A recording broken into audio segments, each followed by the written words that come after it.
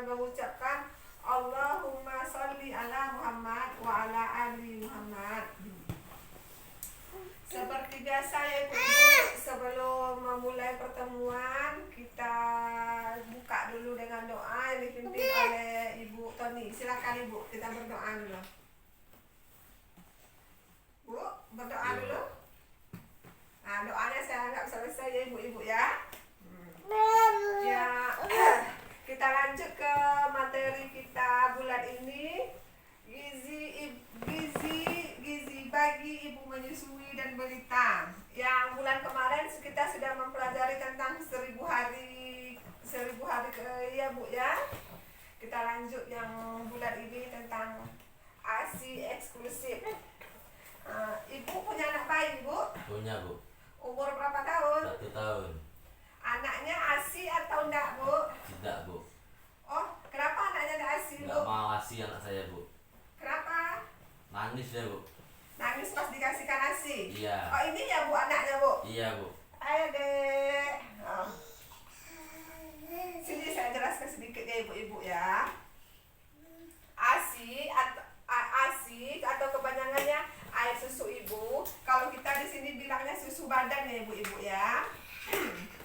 Anak yang baru lahir sampai berumur 2 tahun harus kita berikan ASI. Kalau ASI eksklusifnya atau ASI tok aja tanpa dicampur yang lain, kita berikan kepada bayi dari umur 0 sampai dengan 6 bulan. Jadi kalau misalkan kayak kasus anak ibu yang tidak mau menyusui, kemungkinan itunya waktu baru lahir itu memang nggak mau menyusu ya Bu? Nggak mau Bu. Nangis anak saya Bu. Anak ibu lahir di mana? Di rumah sakit Bu. Di rumah sakit. Ada pas anak ibu lahir ada diletakkan di dada enggak? Tidak ada Bu. Oh, mungkin ya ibu-ibu ya, kesalahan anak ibu tidak menyusui, mungkin karena waktu lahirnya tidak dilakukan inisiasi menyusui dini. Maksudnya begini ibu-ibu, anak kita yang baru lahir sesaat setelah lahir langsung diletakkan di dada ibu atau di perut ibu, sehingga anak berangkat dengan sendirinya mencari susu ibunya. Inisiasi menyusui dini ini sangat penting ya ibu-ibu ya untuk kesuksesan ASI anak, karena kalau seandainya anak tidak mau menyusu dari awal, kebanyakan ibu-ibu menyerah dan mengasihkan susu botol. Kalau anak dah menghisap susu botol, kebanyakan anak tidak mau lagi menyusu, seperti kasus anak ibu ya. Iya Bu. Nah, jadi sebetulnya ya ibu, anak 0 sampai 6 bulan cuma boleh diberikan ASI tanpa ada makanan atau minuman lain, tanpa terkecuali air putih. Air putih pun tidak boleh kita kasihkan kepada anak yang berumur 0 sampai 6 bulan. Kadang kita di kampung nih kan, anak baru lahir nangis-nangis dikasih madu, ya kan ibu-ibu? Iya Bu. Nah, untuk itu tuh sebetulnya tidak boleh ya ibu-ibu ya, karena anak yang baru lahir tuh sampai sekitar 2 hari dia tuh masih ada cadangan makanan di itunya. Dan lagian kalau anak menangis bukan berarti anak lapar ya ibu-ibu ya. Kadang anak menangis dia minta digendong, kadang dia sakit, jadi bukan berarti anak menangis ini copot ya deh. Bukan anak yang menangis bukan berarti anak lapar. Kadang kan kita anak umur 2 bulan rewel langsung dikasih susu, langsung dikasih bubur ya ibu-ibu ya. Pernah kejadian kayak gitu ibu-ibu? Pernah Bu. Oh, jadi anaknya nih kayak gitu ya dulu? Iya Bu. Itu kesalahan masa lalu ya ibu-ibu ya. Untuk kedepannya tidak usah diulang lagi ya ibu. Untuk kedepannya ibu-ibu, anak yang berumur 0 sampai 6 bulan cuman boleh dikasih ASI, tidak boleh dikasih yang lain ya, baik makanan, baik minuman, pokoknya cuman ASI. Ya Ibu ya? Iya Bu. Yang kita lanjut yang ke selanjutnya yaitu empasi, makanan pendamping ASI. Ada yang tahu empasi Bu? Belum tahu Bu. Oh, belum tahu ya Bu. Saya jelaskan sedikit ya ibu-ibu ya. Empasi ini atau makanan pendamping ASI ya diberikan kepada anak yang berumur 6 tahun lebih.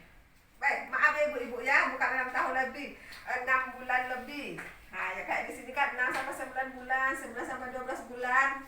Pemberian empasi ini bertujuan untuk merangsang anak untuk makan. Karena anak umur 6 bulan kan, kebutuhannya kan semakin banyak, tidak cukup cuma hanya dengan ASI. Makanya kita berikan pendamping ASI seperti misalkan nasi atau bubur yang kita lumat-lumat dan kita blender, habis itu disuapkan kepada anak ya ibu ya. Iya bu. Empasi ini bukan cuma nasi aja ibu-ibu, bisa juga dengan buah, jus buah, bisa juga dengan biskuit, bisa juga dengan yang lain. Nah, kayak anak nih, ini umur berapa tadi nih ibu? 1 tahun bu. Kalau anak umur 1 tahun ini udah makan ya ibu? Udah bu. Udah makan kan? Adek. Pergi sama ibunya dulu kan? Anak yang sebagai anak ibu ini kan sudah diberikan empasi, dan diselingi dengan ASI, jadi kebutuhan anaknya itu terpenuhi. Empasi anak nih harus diperhatikan juga ya ibu-ibu ya, jangan cuma sembarang empasi.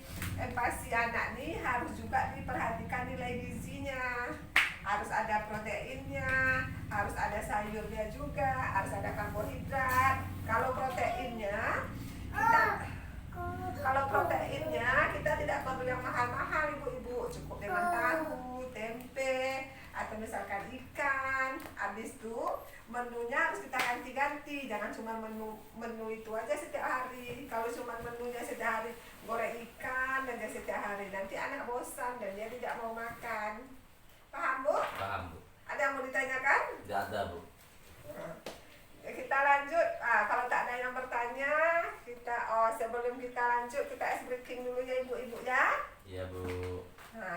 Bawa aja anaknya ibu, tak apa-apa. Kita di sini kan kami belajar sambil mengasuh anak.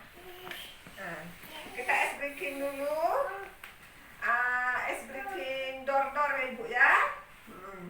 Kalau saya bilang door, ibu balasnya dengan door. Paham? Paham bu. Kalau saya bilang door, 2 kali door, ibu balasnya dengan tak kena.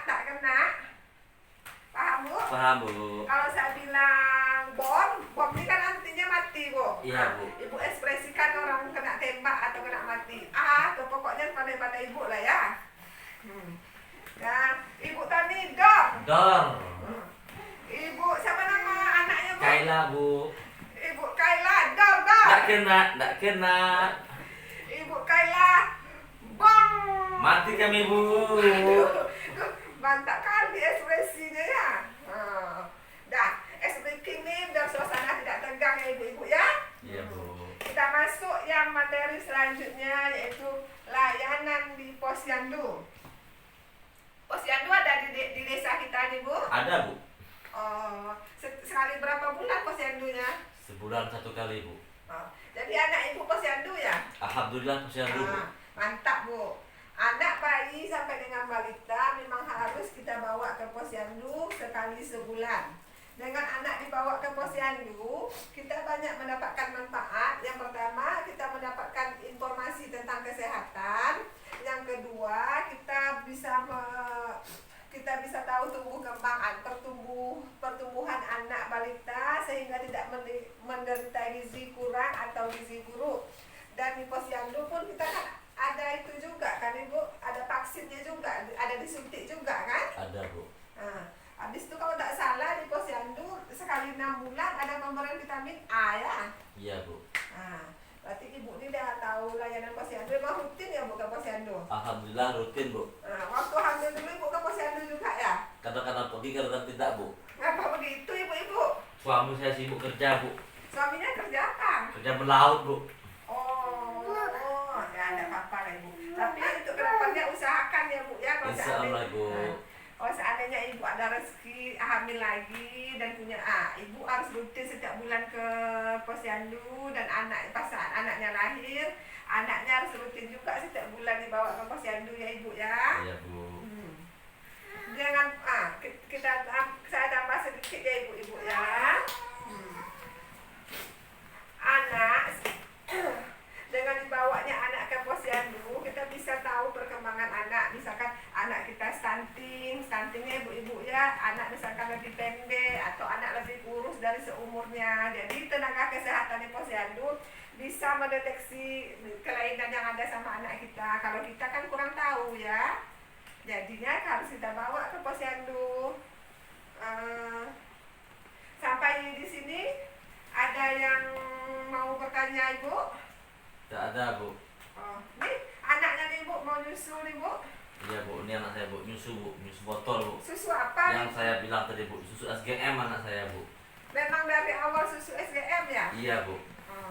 Oh, tapi usahakan ya Bu ya, ini kan sudah terlanjur Bu.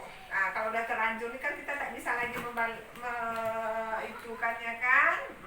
Untuk kedepannya usahakan seandainya punya anak lagi, usahakan ASI ya Ibu ya. Nah, jadi sedikit pun anaknya ini memang tak ada minum ASI ya Bu? Tidak ada bu. Ya. Kita harus belajar dari masa lalu ya Ibu ya. Kalau sekarang anak Ibu udah terlanjur pakai susu formula, kita tak bisa lagi menghitungkan ASI Ibu pun tak keluar lagi sekarang kan? Enggak bu. Nah, untuk kedepannya aja ya Ibu ya. Sampai di sini ada yang mau bertanya? Enggak ada bu. Nah, kalau tidak ada yang bertanya, saya minta kesediaan Pak Tony untuk menutup pertemuan kita kali ini. Nah, saya nggak selesai Ibu ya. Iya bu. Nah, sekian pertemuan kelompok kita hari ini. Yang inti pertemuan kelompok kita hari ini ada 3 ya Ibu ya. ASI eksklusif, empati, dan layanan posyandu. Saya harap ibu-ibu udah paham, menerapkan di rumah dan memberikan informasi juga kepada suami dan kepada keluarga yang lainnya, sehingga keluarganya juga paham juga apa yang materi kita pelajari hari ini. Sekian dari saya. Assalamualaikum warahmatullahi wabarakatuh. Waalaikumsalam warahmatullahi wabarakatuh.